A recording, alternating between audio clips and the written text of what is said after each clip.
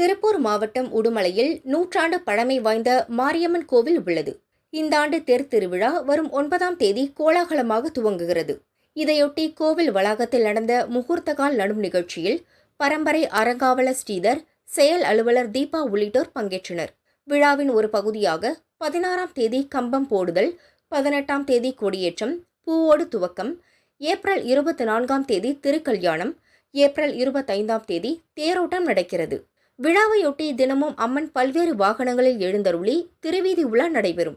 கோவில் வளாகம் மற்றும் குட்டை திடலில் ஆன்மீக நிகழ்ச்சிகள் மற்றும் கலை நிகழ்ச்சிகள் நடைபெறும்.